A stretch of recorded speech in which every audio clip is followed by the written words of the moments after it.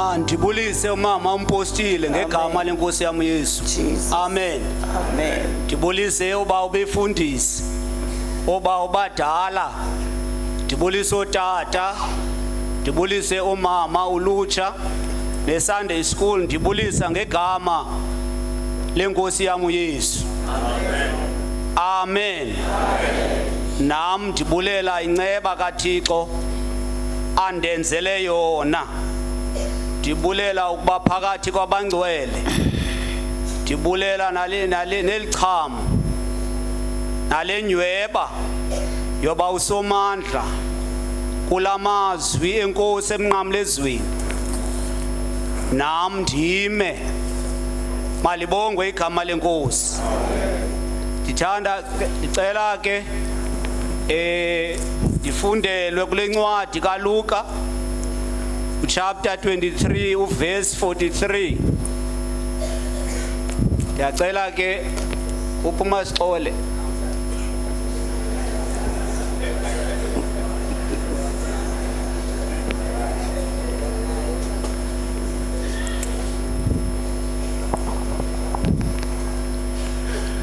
Ncwadi kaLuka 23 verse 43.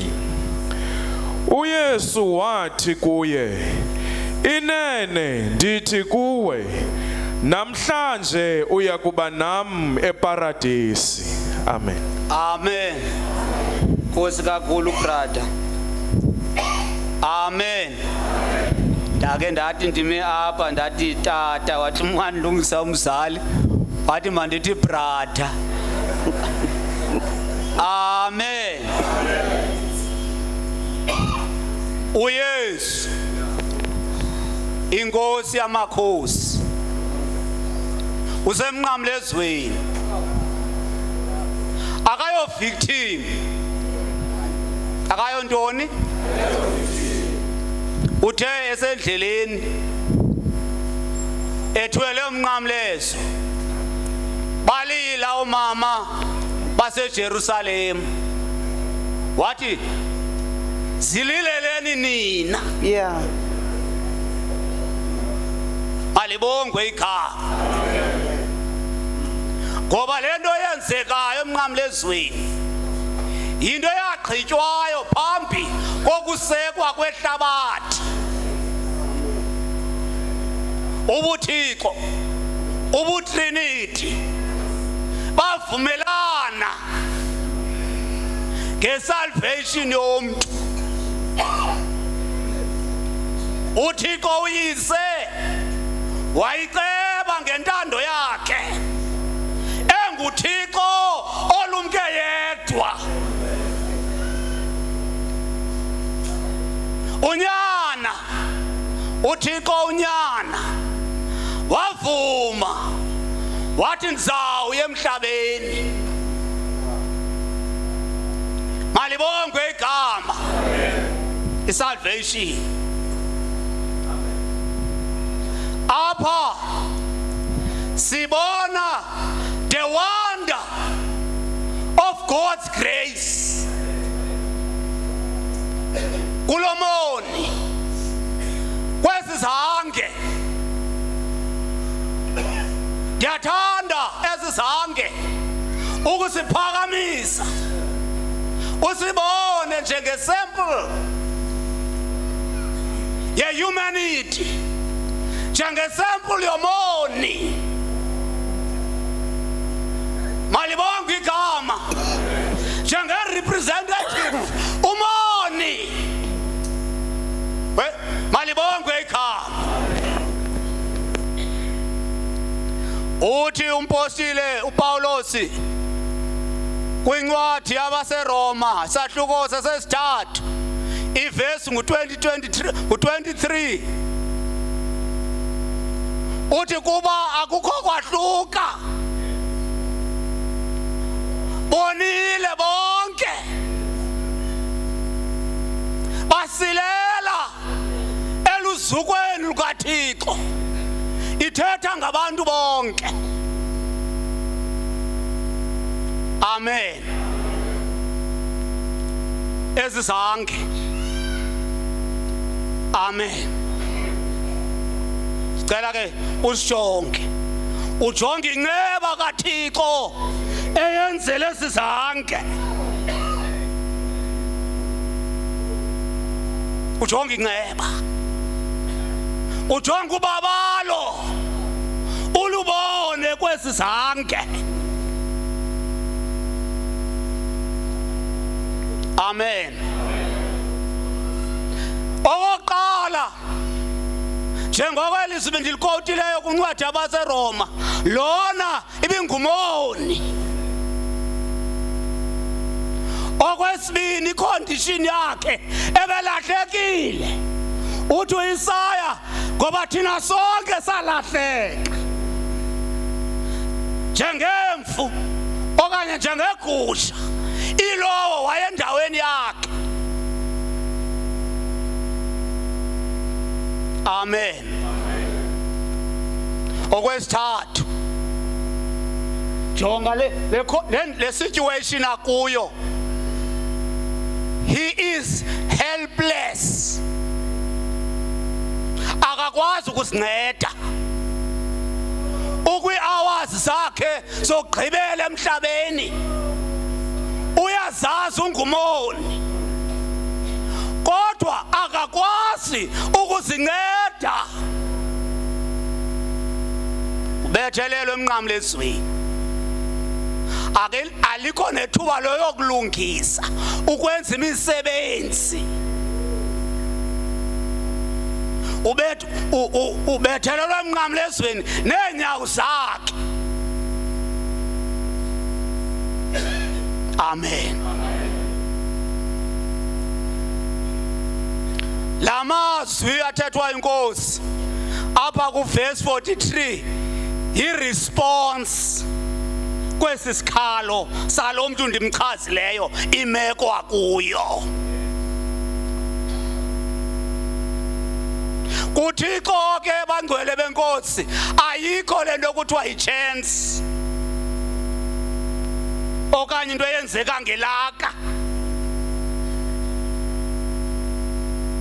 Ithi le Bhayibhile inkosi umnqamlezo wayo waba phakathi kwezizange.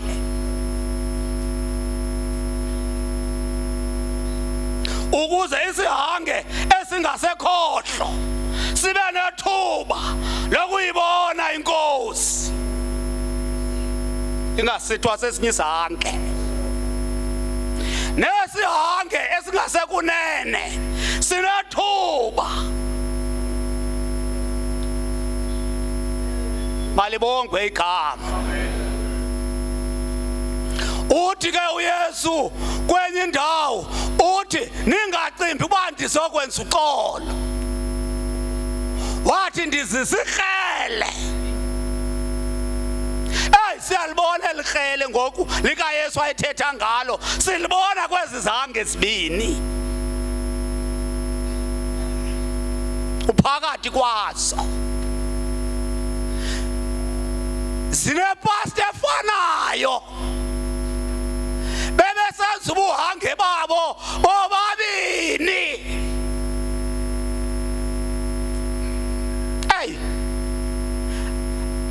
Asazange sachabalalayo safunda isifundo noba sachabalala esoba ungaze uyame emntwini. Ungaze uthini? Awuyazi umuntu ingomso lakhe. Malibonke igama. Kwathi kwasazange esi uYesu waphendula kuso kanti uThixo uyasebenza enhliziyweni. Wenza ntoni? Wenza umsebenzi. uThixo umoya oyingcwele wenza umsebenzi kwesizange. Ngoba umsebenzi kamoya oyingcwele wenzeke emfihlakalweni.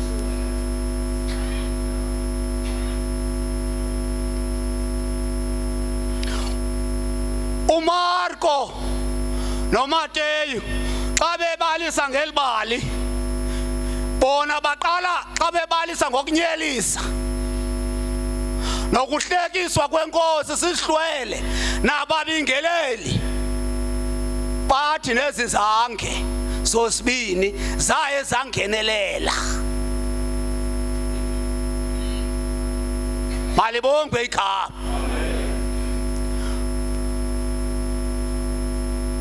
Kwathi ke uThixo kuba uyasebenza emntwini, kanti uyasebenza ngaphakathi kwezizange.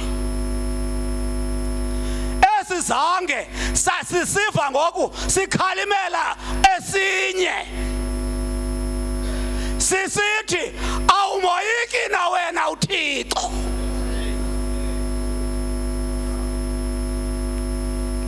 Amen. Oh, what a wonderful work of grace upon this soul. uThixo ebengeyonto yanto kwezizange sisenza ubuhange baso, kodwa ngoku kufika umzuzu kaThixo. Awumoyiki na wena uThixo. Waqala uThixo akaye bayile ntetho sithetha ngayo sithi the man upstairs. Watha uThixo wayireality.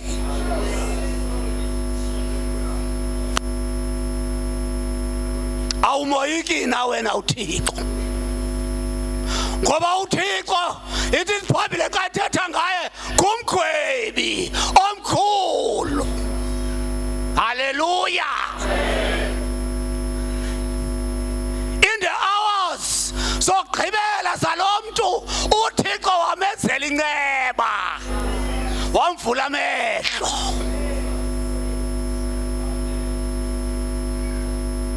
Okwesibini, nazi iziteps zesalvation. Kwenzeka iconviction, ukugwebeka. Lo mntu wagwebeka. iBhayibhile biwachazile yathi sizange. That was a reference to them. Kodwa siyazibona ngoku yena uthi ngoba thina silapha emnqamlezweni sigwetywe ngobulungisa. Uyasibona lo moni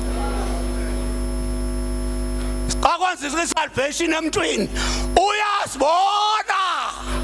Akekho sayo kuYesu engekasibona uba ungumoni. Wathi uYesu kwenye indawo kuba igqirha okanye ugqirha ufuneka kwabakhulayo. Oh, haleluya. Azibona lo muntu uthi kuba thina sigwetyelwe sabethwa kulo mnqamlezweni, sibethelwe ngenxa yezenzo zethu ezigwenxa. Uyasibona uba wenze ngokugwenxa kuThixo.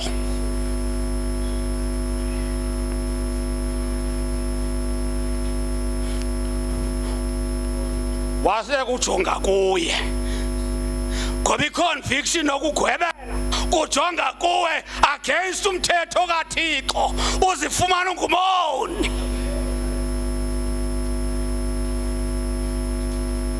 Nditshilo nathi uThixo akayenzi into by chance. Uyaplana, uhlelile uThixo. Naleyo ba uYesu abephakathi kwabo yayiprofetiwe phaa kuIsaya u53 kuverse 7, wabalelwa naboni nabaphuli bomthetho ukuze nabo bafumane ithuba.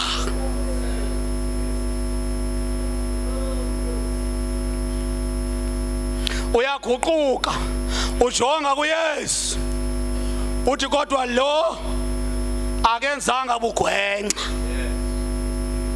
Umbona engenatyala uYesu, ngoba uYesu zange wona.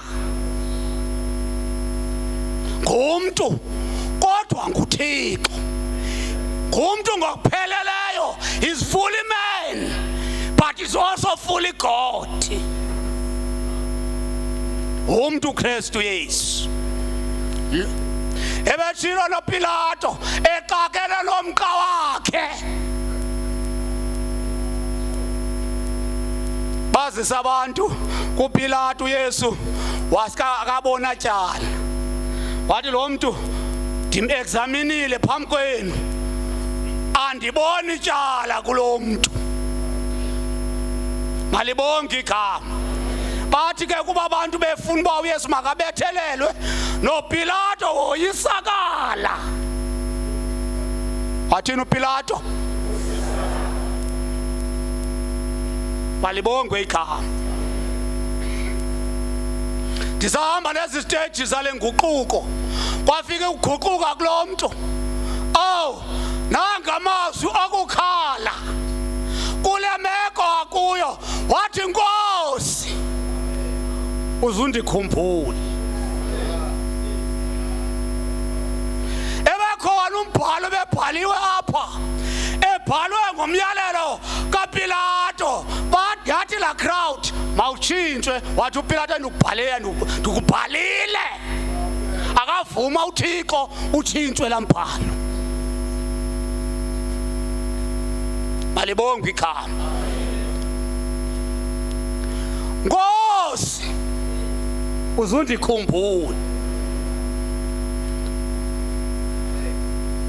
Nangu umuntu aphosa ithemba lakhe.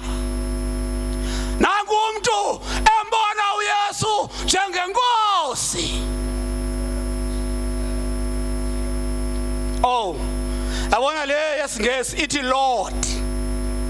And if uyafunda kwiTestament endala eli gama lithi Lord, umoya wenkosi, lithetha ukuthi nguThixo, nguJehova. Malibonke igama. Wadlula bebembonile emhlabeni bembona njengomprofeti. Malibonke igama lenkosi. Abanye bembiza mongameli. Kodwa lo moni esizange sithi Nkosi, Nkosi, uzundikhumbule. Ay, sithi ewathetha nje lamazwi, isihlwele asiyekanga kwenyelisa. Kodwa uYesu wawufa. Oh, wasiva isikhungo, wasiva isikhalo. Uthi ke kulo verse 43, inene namhlanje njengoba nawe paradise.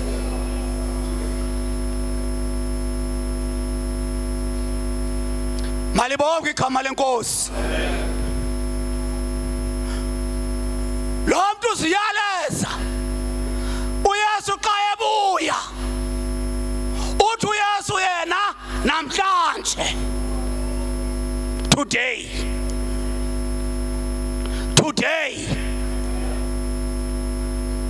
malibonke igama lenkosi. Uma uthi uYesu kaloku kwenye indawo ozayo kum andisayi kumlahlela ngaphandle.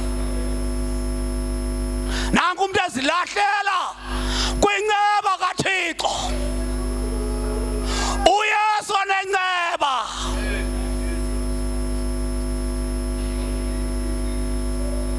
uYesu onenceba. Uthi kuye verily, inene, surely ndiyakuba nawe eparadesi kaBaba. Hayi ngomso. Uyabona apha emnqamlezweni yayiwa ngwashiwa noshiwa ubhubha. Malibonke igama.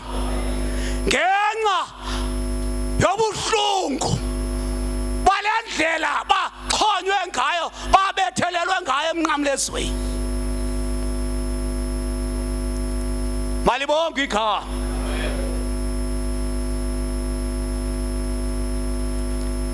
Inene ndiyakuba nawe eparadesi kabawo. Nanku lo moni esenzela inceba nguThixo. Malibonke igama. Not many nakule wayifunda le testament intsha abakho baninzi nguye yedwa umuntu owasindiswayo. Malibonke igama kwi-dying hours zokugqibela zobomi bakhe. Kodwa uYesu wathi inene ndiyakuba nawe eparadesi. Malibonke igama. Wathi lo elisizange inyama yaso isahlukana nomphefumulo yabe inkosi yamakhosi inaso.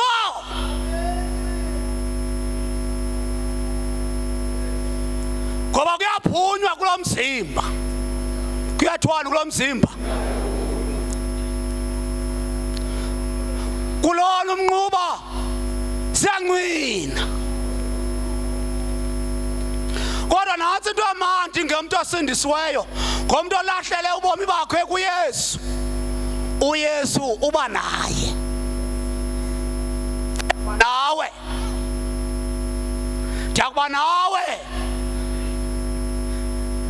Uyabona yena kwakusecacile uba uphelile ubomi bakhe, kodwa kumuntu olapha wena usanethuba, wena ungakazinikeli kwinkosi usanethuba lokuzinikela abe nawe kwazitrato zaseBhayi,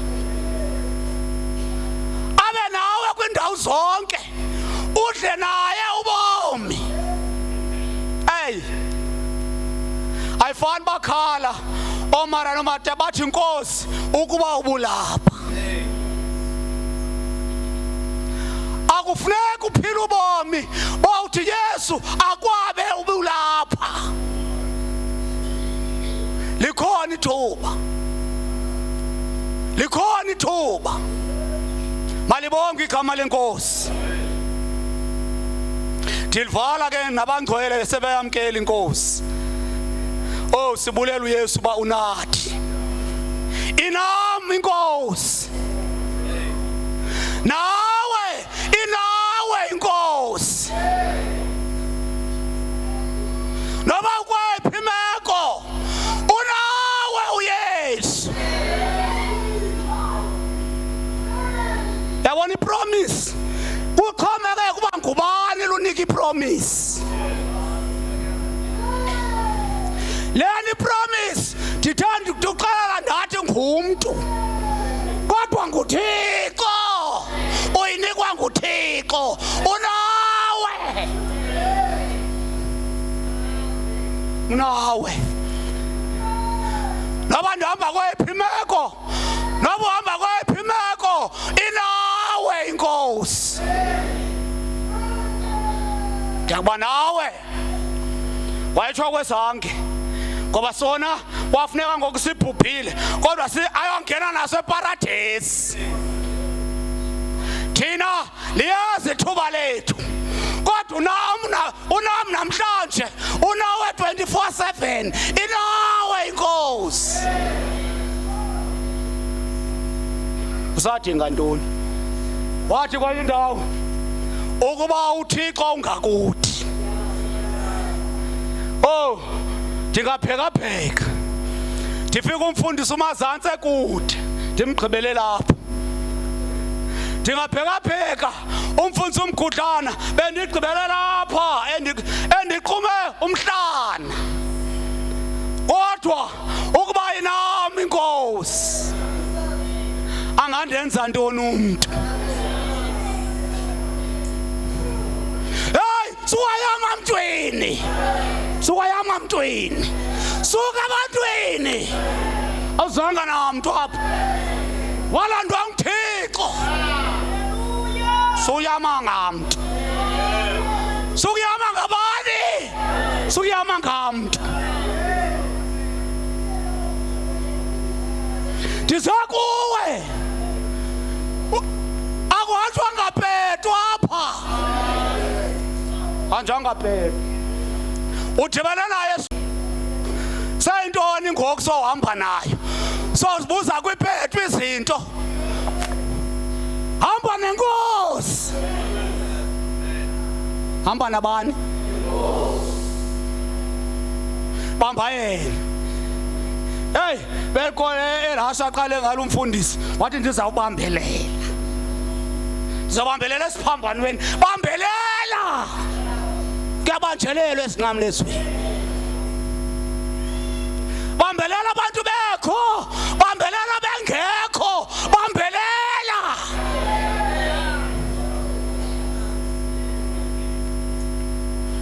Inami inkosi akasokashi, akasayi kuyekela.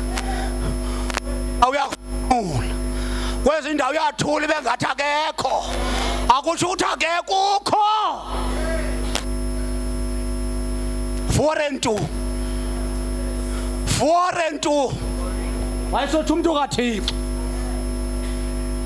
yomelela. 4-2 inawe inkosi. Oh